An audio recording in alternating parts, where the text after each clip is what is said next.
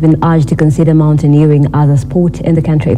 Speaking at the launch of his book, The Journey to Everest, James Kagambi noted that as a former teacher, he noticed that learning outside classrooms makes learners understand better than in classroom and encourage teachers to tour and experience more outside classes.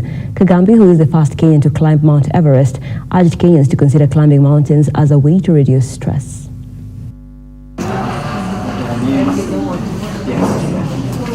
I've been a mountaineer scene for the last 35 years.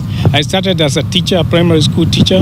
I taught for like 6 years before I quit. In fact, I was very good with coaching people in athletics, in soccer and all that. My school always did very well. And then I left teaching there and I started doing mountains. I started by rock climbing. Then I started doing Mount Kenya. I went Kilimanjaro. I've climbed Kilimanjaro over 150 times, Mount Kenya over 300 times. I was the first African to summit the highest mountain in America in 1989. 1994, the first black African to summit Aconcagua in Argentina. I represented Africa in 1991 on a wild peace climb.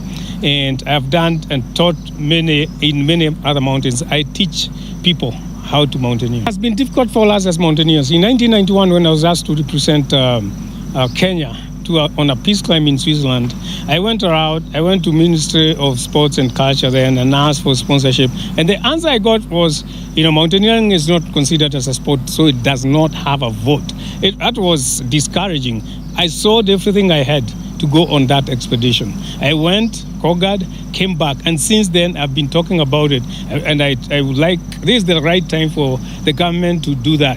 When I went to Everest cost 10 million. And I went and asked, could I get something from the government? Again, it's not a sport. But when we see athletics people, when they are going out, they are supported. When they come back, they even get tokens. I'm not looking for token, but if we consider mountaineering as a sport, then a lot of people can have opportunities. We can have us, even NGOs, even other companies, corporates can then say, okay, we can support this sport.